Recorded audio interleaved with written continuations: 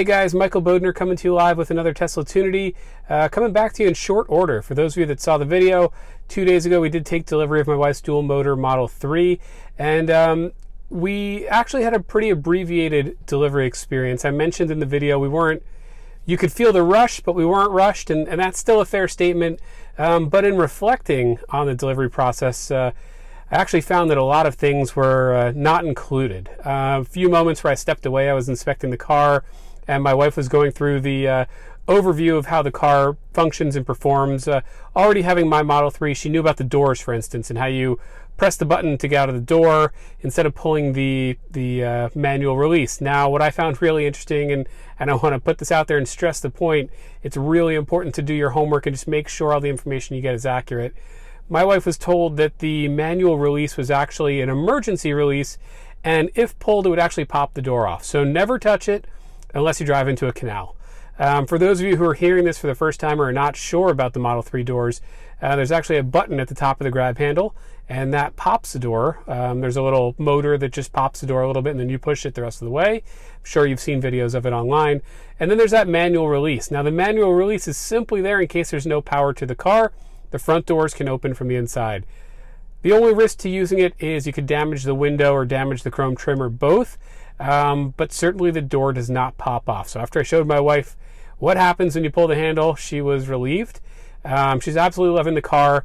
And I realized we've put a lot of footage together in walking her through the initial setup. I took her through every single screen of the menu, got her set up in the parking lot before we left the showroom after delivery. And, in putting the video together of her delivery, I actually cut all of that out after installing her Nomad charging pad. So I thought I'd come back with another video. My wife really thought we had some good footage and it would be really helpful, and she's right. So I'm going to bring back the footage that I cut from our delivery from 2 days ago with the surge in deliveries and the potential for missing information or really quick deliveries to get everyone out on the road as quickly as possible here at the end of the third quarter. I thought it would be helpful. Again, my wife really had the recommendation. Take the footage, don't let it go to waste. Now remember, version 9 of the software is due out, we'll say any day, probably within a week or two, to be fair. So remember, this is version 8.1 that I'm going to show you. But a lot of it should still hold true. Even when the new version comes out, it won't go to waste.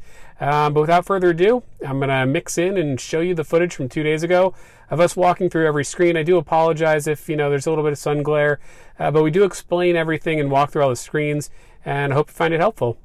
We'll see you next time, everyone. All right, so tap on the car icon, bottom left, and we'll run through each screen. So lights are already on auto. That's perfect. You never have to turn on the lights. Front fog lights on, cool. Mirrors and steering wheel. So let's get you where you want to be. First, move your seat where you want to be. Looks like you're a little far away, I think. I'm actually perfect. Perfect? Okay, good. So now tap on mirrors, right there in the middle. And first you're going to do, so we can do the settings. So auto tilt when you go into reverse, and then when you lock the doors, the mirrors will auto fold. Okay. Now you're on the left one, so here, straighten this out. You use this left knob up and down, left and right, to position the mirror where you want it. Make sure it's good. Okay. All right, and then tap over to the right. No, still the left wheel though. You do the left wheel, yeah, there you go.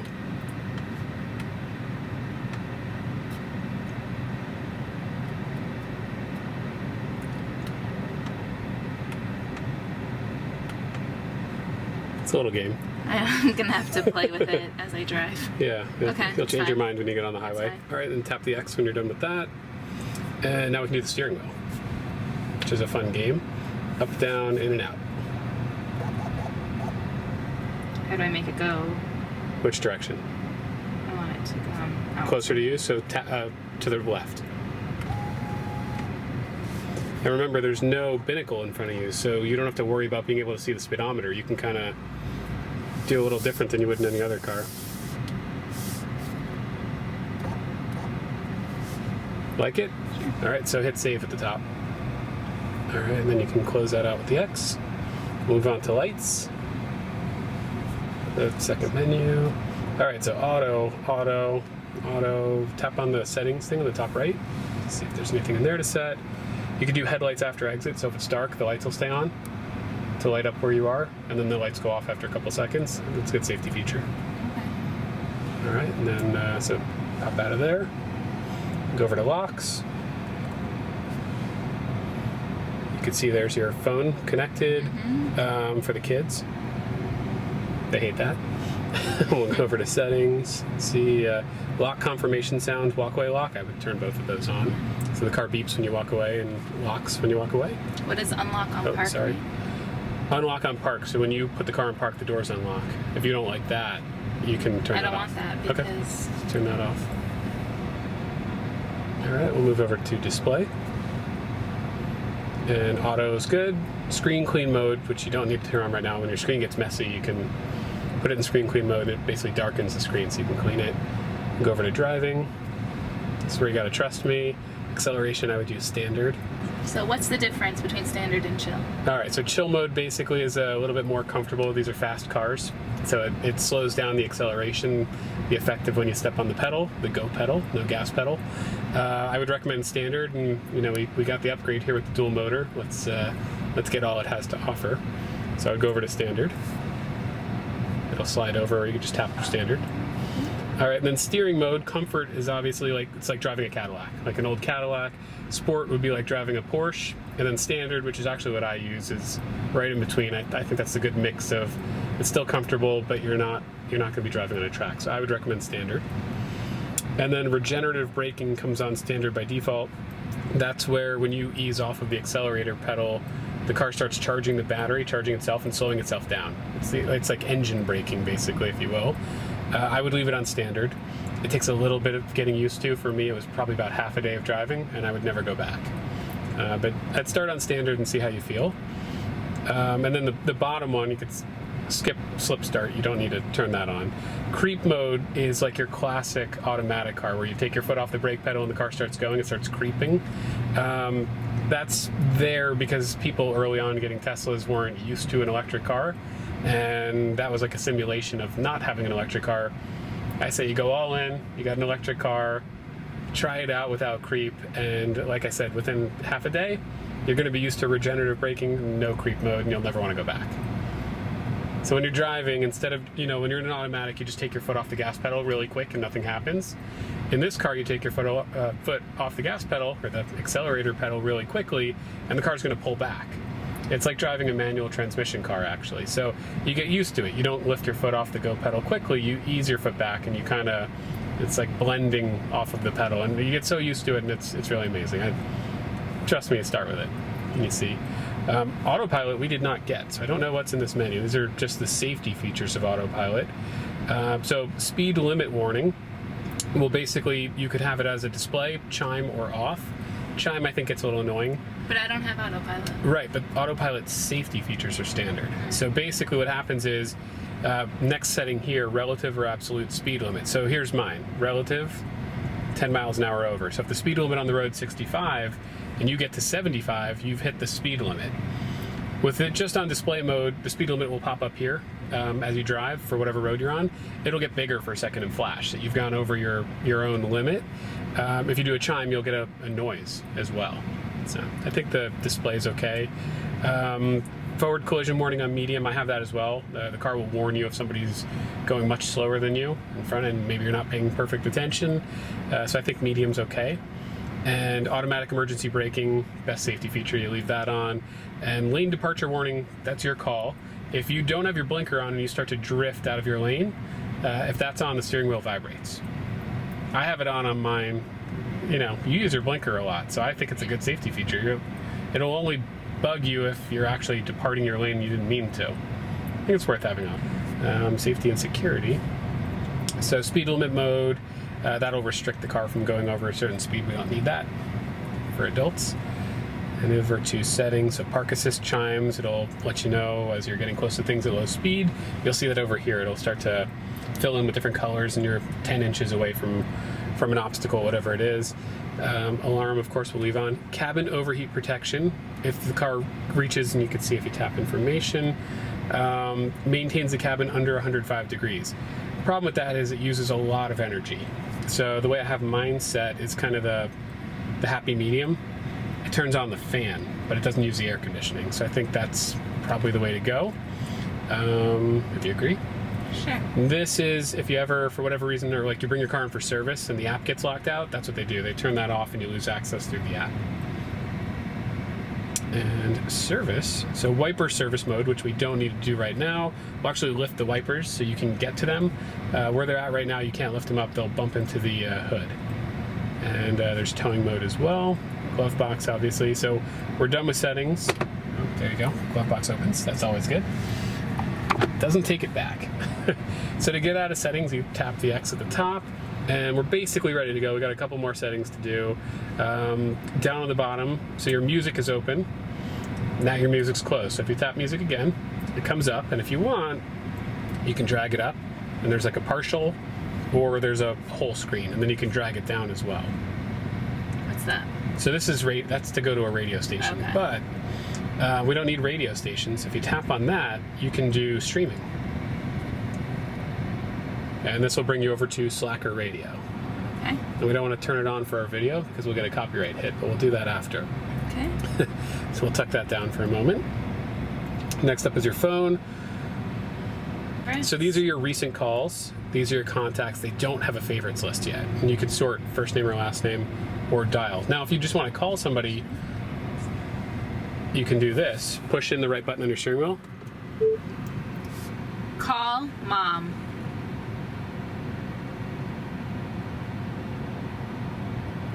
And there you go. So actually you have somebody else with mom in their name.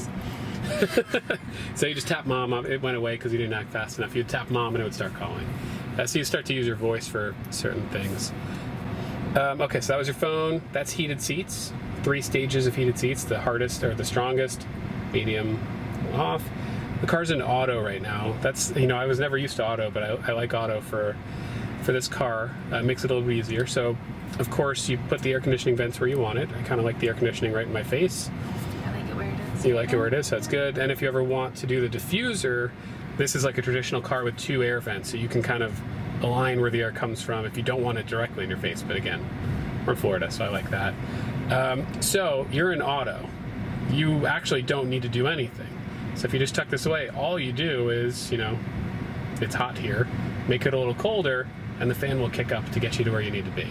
So that's heated seats for me on my side, or if you go back here and you go over to seats, you could tap on any seat you want, including the back seats, and turn on heated seats for anyone in the car from there. All right, that's your front windshield defroster, rear windshield defroster, and volume. But your volume's also on the left steering wheel, which is much easier, but don't turn it on. We don't want to hear music in the video. All right, so that's everything. That's crash course on the car. Now, across the top, door locks. Our doors are not locked right now because the lock is open, so you tap on it, doors are locked. The fact that the mirror's just closed means that your foot hasn't been on the pedal in a while. Once you're driving, the mirrors will unfold again. When we get home, we'll set up HomeLink, and that'll do the automatic garage door and gate for our neighborhood. Your Bluetooth is over here. There's your phone, it's connected. That's for the internet strength, and when we get home, we'll set up the Wi-Fi. So it does the big downloads when we get home. And of course, we've come to the most important part. I'll let you touch it. Touch the Tesla T. Got to name this car. So we got Model 3 long range dual motor. It's time to name the car. So if you slide up, we don't need to do an Easter egg at the moment. Name your vehicle. All right, dun dun dun dun. We've got the white hat. So hit save, and there it is. It's always going to be there, and it's always going to be there for you. Okay. All right, you can see only 8 miles on the car. You're on software version 36.2. The big new update's coming soon. Every time you come in here, you're gonna have to teach me everything all we're over gonna have to again. redo everything. Okay, Yeah. great. So if you pull down, these are your Easter eggs. So you've got your doodle pad. That's the ho ho ho, the Santa mode, and of course driving on Mars. And now, do I still get the ho ho ho mode even if I don't have? It looks like it. I didn't know you'd get that Autopilot. if you don't have autopilot. The only thing you don't have is the more cowbell. That one's tied to autopilot. So if you press the globe to get out of Mars, come back to Earth. So a couple things here. Do you like a map like this, or do you like a satellite map? Let's look at what they look like. Okay, so satellite map, touch the globe again. And if you tap north up, I like heading up. Anytime you tap this, so if we, like zoom out like you're on an iPad or something like that, or your phone, anytime you tap that, it'll always bring you close to where you are. Okay. So that's satellite view, and then this would be normal view of where we are. I like the normal view. Okay. All right. I ran a poll on Twitter. It's very close, 50-50. Okay. If you tap the street light, this will show you live traffic. Okay. So I would leave that on. Yeah. And anytime you're driving, if you tap the lightning bolt, where are the chargers around you? First at the top is going to be superchargers. And if you scroll a little bit more, destination chargers, and the letters correspond to the map. So we've got a Hyatt Place right near us, letter F. There it is right there. If you tap on it, of course, it'll navigate to it. And if you go away, go right back to where you are. And does it tell you if it's available? Superchargers, it does. So if we do that again, and we say we want to go to Aventura, there it is. So you can see the red spots. You tap on it, it says 20 of 35 stalls available. Wow, so they have a lot there. Oh yeah, and it's in a parking garage, so it's nice and covered. Okay. You can even make it a favorite if you want to. Right, zoom in, zoom out, tap the map, that comes back on, and we can get out of the where are my chargers mode. So we'll go over to settings, and we've got the trip planner, online routing, that all makes sense. The last three settings, avoid ferries. We're never going anywhere where there's a ferry here. Avoid tolls, I would leave that off. We take toll roads every day. And the round trip energy, I used to have that on, but I've turned it off since it's not a big deal. If we're going on a trip, maybe we'd turn that on. But that's it. So. And how many miles can I get on a single charge? Right, so let's see, over here, we'll zoom in a little bit. You've got 295 miles of range right now. The car gives you 310. So that's the last thing we really want to do. Tap on the lightning bolt, and you can see they've actually charged you past the charge limit. So they kind of hooked you up with first day's worth of charge. So if you click on set limit, you can set whatever your limit is. I'd say they probably have this set a little bit too high. I like to go about 85%. So there we are at 85%. Click done, and you've got more range than your limit. So now we'll drive. Once we get below the limit, we plug it in and it'll start charging. If you need to open up the charge port door, you can do it from here. Or, how did we get to this again? So that was the lightning bolt right here. Or you could tap right here. So if you tap right next to your car, if you look in your mirror, the mirror's closed. But it's open now.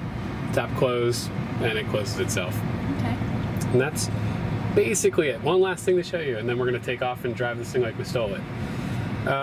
Navigation.